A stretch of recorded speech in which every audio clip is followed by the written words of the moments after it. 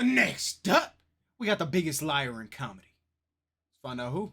Audience turning on them seems to never get old. The story of somebody's audience turning on them seems to never get old, especially when people find the turn to be well-deserved. You have huge turns when somebody does something really bad, but more interesting ones tend to be the slow, gradual shift. And one of the best ongoing examples of that is once beloved comedian Bert Kreischer. Bert is a case study on how to slowly lose your audience through your own misgivings with a little help from social media. Constant lying, insincerity, and just generally being stale and annoying have left people sour about Bert. But his worst trait seems to be his inflated ego. Bert went from the drunk idiot who's still a lovable persona, even if he's a bit stupid, to the LA comedian who is better than you, contributes more to society than you, and is a full-blown alcoholic. Although maybe this might have been deep-rooted and we all saw it coming. This is Bert Kreischer. Born in St. Petersburg, Florida, near Tampa, he first came to the public eye when attending Florida State University in his 6th year. Yes, 6th year. Which was at the time considered the #1 party school in America, according to the Princeton Review. Rolling Stone picked up on this, and after discovering Bert, named him the #1 partier in the #1 party school in America, which is basically the valedictorian for frat guys. And this is where his name would skyrocket. See, Bert was already doing a bit of stand-up comedy here and there, but he would parlay this notoriety into big venues for stand-up comedy, acting, and even filmmaking, usually supplemented with his heavy drinking and lack of a shirt. After making connections through comedy and name value, Bert was doing stand-up at big venues. While not witty or capable of really writing a punchline, he was a good storyteller. Thus, he became very well known for his drunken, goofy antics. He even got signed to Will Smith's management company, all while still being the drunken frat bro who somehow had a story for everything. I never saw him when he was skinny, to be better and cooler than your story. We call this a one-upper. He's the quintessential Mr. Me Too. You could tell him you had a dog growing up, and he'd tell you he had 2 dogs that were both sled dogs who found lost children on their spare time. It doesn't matter if the story's true as long as it's better than the other person's. Despite this, Bert was pretty innocent at the time. Sure, he would embellish stories, but that's pretty standard practice for a comedian. I'd go as far as to say he was pretty loved given his public TV appearances. Yeah, he was funny.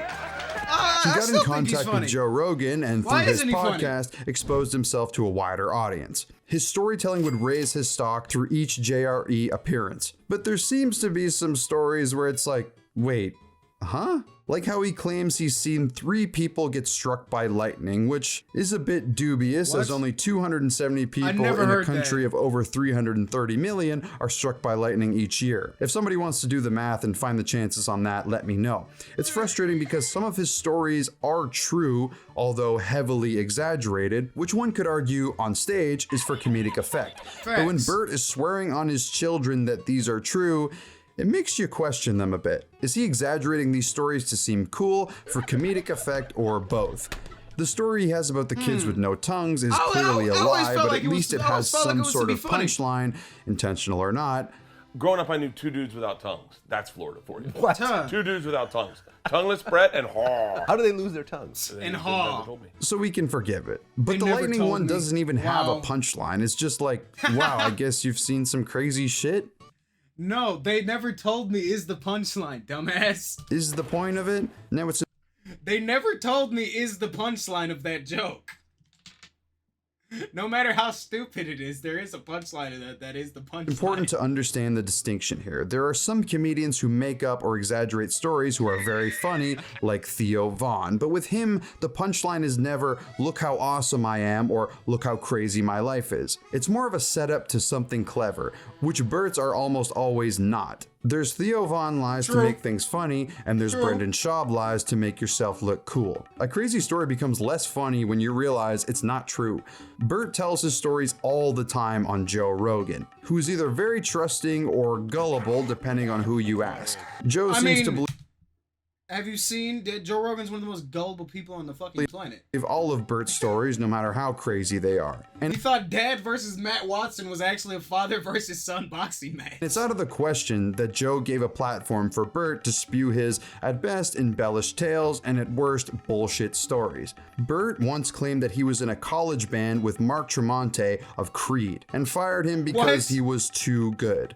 Knowing the story was BS, Bert said if you asked Mark, he would deny it. Mark didn't really deny it, but just acted confused when confronted about it. You're in a band. You ever have someone so good, you're like, oh, he's gonna realize how bad I am. Oh, yeah. So I kicked him out.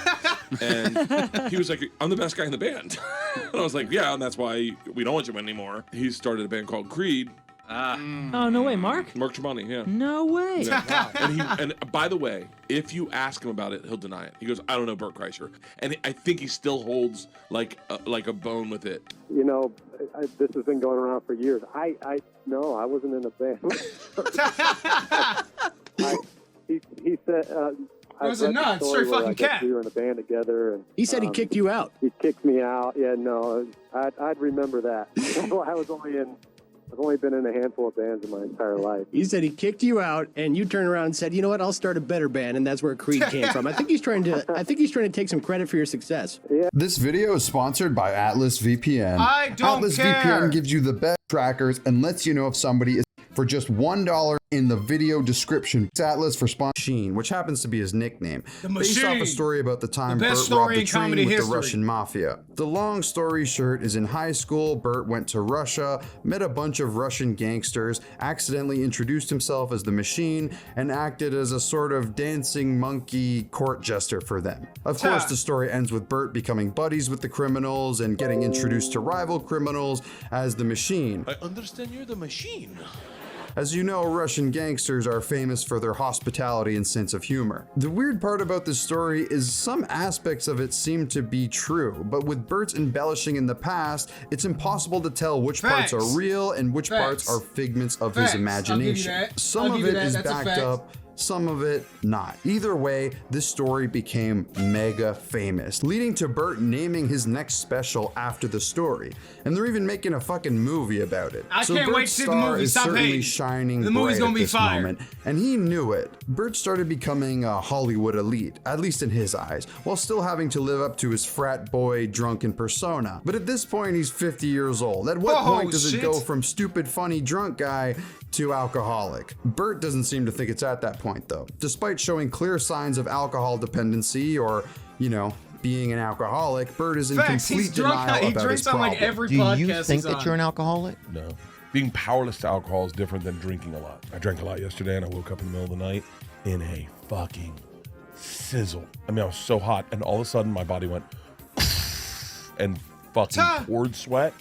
Back to sleep. When people are telling him, hey, you're unhealthy, Bert's quickly on the defensive. This may be because of Bert's new status, which makes him think he's above everybody else.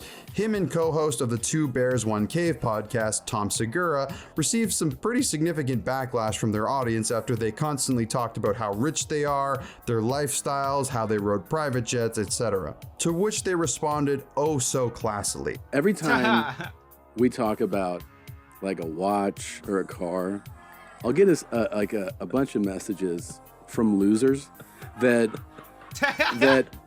try to tell me that I'm making them feel bad about their situation.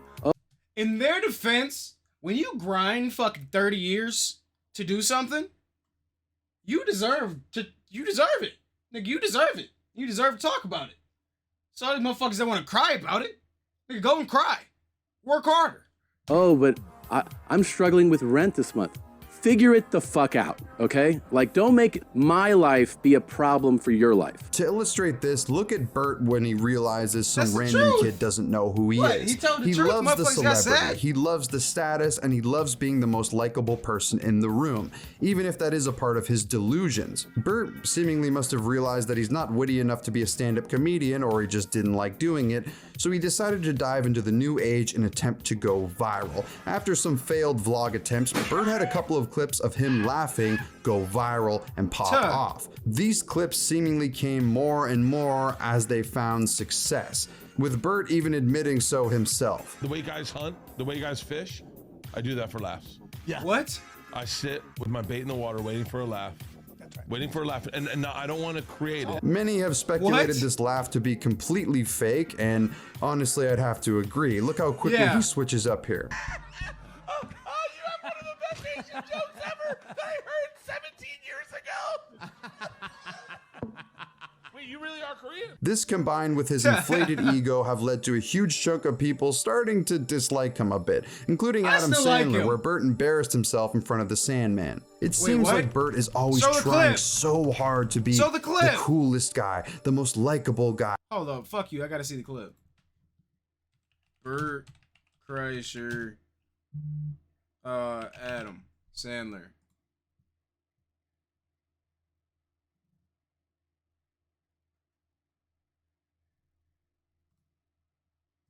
Ladies and gentlemen, this next comedian is one of my comedic kids, but I got Adam, all our personalities. Adam Sandler. Oh my God, that was unbelievable. Thank you. Thank. Adam, have you ever heard of Bert? He doesn't think you know who he is. I've seen Bert, right? Got it. That's all I need. That's all I need. I've seen you. Have I seen you around a comedy club or something, or I've seen you on TV? I'm the one guy with his. Hold on. You Straight out. go. 6 feet. I'm the Yeah. one guy shirtless. You want to hear a cool story, Adam, real quick? Yeah, tell me. Back in 1995, you did a show at Pow Wow at Florida State. Do you remember that? Sure. You hung out and Sure. ended up smoking weed with a bunch of girls. One of the girls I was dating at the time, she came to my place. We were throwing a party, and she was like, "You need to leave this place right now and come with us." And I was like, "No, not gonna happen." And she was like, "Shut up and leave right now." The next morning, she called me. She goes, "You dickhead, you could have partied with Adam Sandler." Bro, I have regretted that every fucking day of my life. Tonight's our night, buddy. Tonight's our night. We'll get past this whole Corona thing, and then me and you are meeting up late, bud. I love it. I love it. All right, good to see you, man. Dan Whitney, good to see you.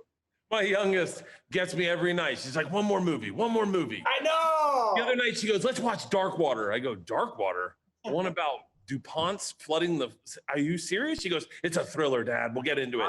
Yeah. We're gonna watch Adam your movie. Sandler does Precious not give a Gems soon. fuck about what he's talking about. Oh yeah. That'll be. I don't know if they're gonna like. Bro, I showed He does them. not I give a showed fuck. them Happy Madison. You know, and like not every movie translates. They watched Ace Ventura, and both my girls go, "Are we laughing because he's special needs?" I go, "No, that's not the joke, guys." We watched Happy Gilmore. Happy Gilmore fucking destroyed in my house. Yeah, good. Thanks, man. I know fucking Ace destroyed in my house, to be honest. My kids love Carrie more than they love anybody. And then The movie's really good. You have Netflix? yes.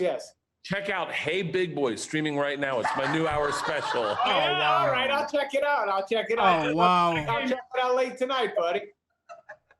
You know what else? You know what's going over good that my kids just started watching last night? The Wonder Years. Hey, I had a question I wanted to ask. If you could go back to one movie that was the funnest to shoot, doesn't matter what movie, just go back and have that be your set every day for the rest of your life, your Groundhog's Day, like we're all living. What movie was the funnest to shoot that you would shoot every single day for the rest of your life? Go I ahead. have no answer for that. I got no idea. I never thought about that, and I never will. And I hated that question. What else? That's what it's gonna be like, Bert, all night long when we talk. I gotta go. The chance to be friends with Adam, and you're fucking blowing it. No, you ruined it, man. I don't ever want to see you again. That's okay. Oh, wow. The chance to be friends with Adam, and you're fucking blowing it.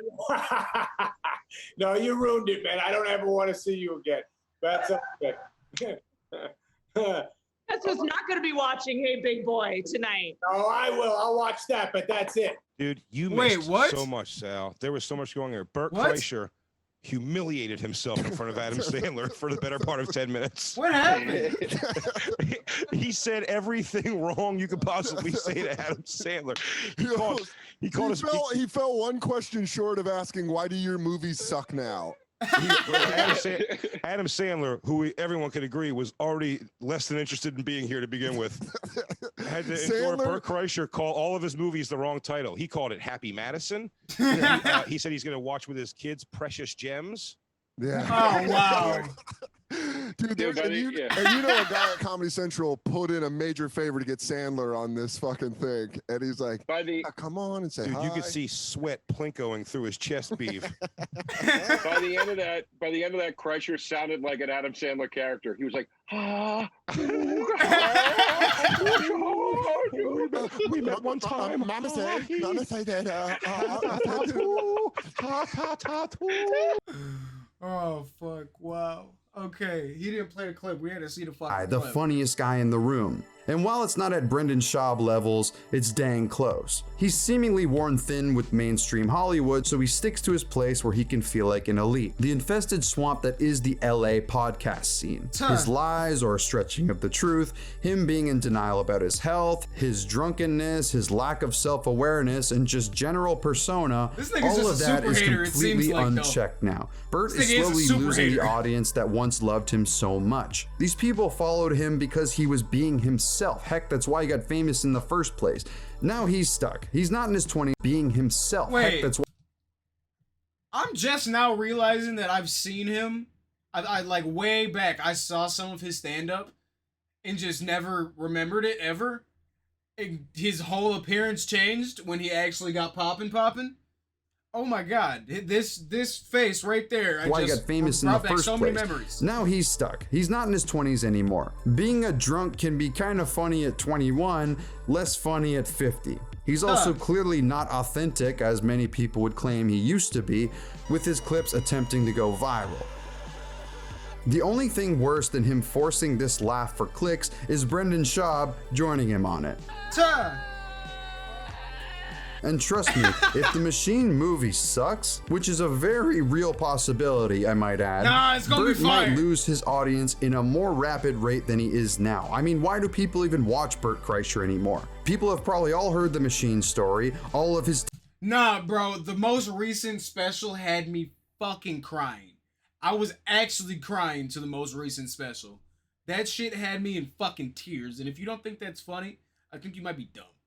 Tales from being a college frat guy who everyone loved. I mean, what's the point anymore? He's a 50-year-old guy with kids who actively gets drunk and lies about having a drug problem. He's also starting to epitomize the worst parts of Hollywood, minus the obvious. Fakeness, a superiority complex, and zero self-awareness. A comic's brain is so different than a pedestrian's brain.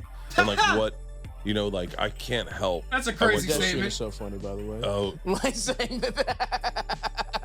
That statement that is crazy. Drives me crazy. It's like, we're not in the fucking armed force. Let's fucking relax. A lot of, Any person on the street I respect more than even my favorite comic. And with that note, I want to leave you with one of the most bullshit Bert Kreischer stories I've ever heard. Whereas some stories you could argue maybe happened to some extent, this one... There's no fucking chance. I'm sorry. As a Canadian, I will say there is no fucking chance that this happened, and you'll see what I mean. When we went to Canada for the first time, you're not allowed to bring drugs into Canada, obviously. Did you bring drugs into Canada? I brought a little bit of drugs into Canada. What'd you bring? Just weed, a one-hitter. I brought a glass one-hitter. Where was it? I had it with me because it was the first time on a tour bus. Did they have a dog? No, so I said, what I'm gonna do, Leanne was with me, so was Jesus Trejo. And I said, it's my first time on a tour bus. I'm gonna have a cocktail, I'm gonna smoke this one hitter, I'm gonna enjoy the tour bus. All of a sudden the doors open and they're like, we're at Borders, and I hadn't hit my one hitter, so I fucking panicked. I run back to the bathroom. It's a brand new tour bus. I've never been on a tour bus. I don't know how lights work, I don't know how anything works. I just know I gotta clean out this one hitter. You gotta clean it out by smoking weed while you're at the border? I gotta empty it and throw it in the garbage. I gotta get rid of it, I gotta flush it. Right. Drop the glass one hitter, it shatters. Okay. I scramble. I can't figure out how to get lights on. I get the weed. I put it in the toilet. I fucking... Literally, doors are opening. And they're like, hey, Border Patrol, we're here to search the bus. I was like, oh, yeah, sure. The one thing Leanne said was, do not bring drugs into fucking Canada. So we go into the holding thing, and we're there for like an hour and a half at 2 in the fucking morning. An hour and a half we're waiting, and I'm like, I'm fucking busted. And the guy comes in, and he goes, you guys are all good. And I was like, oh, thank God. So as we're walking to the bus, I'm still a little buzzed, and I'm feeling loose. And I go, hey, man, just out of curiosity, like, what would have happened if we had brought drugs into into Canada. And he goes, you mean hypothetically, like say someone had a glass one hitter in their bathroom, shattered it, tried to throw it in the toilet and didn't flush it? And immediately everyone looks at me and I'm like, yeah, like that. And he'd go, I'd say it's an honor meeting the machine. Enjoy your tour in Canada. Wow. What makes you think that story is fake, though? What makes you think the story is fake? That could definitely be true. That could definitely be a true story. I don't know what's making him think that story could be fake. This thing seems like a mega hater. Bro, low-key seems like a mega hater. But, move.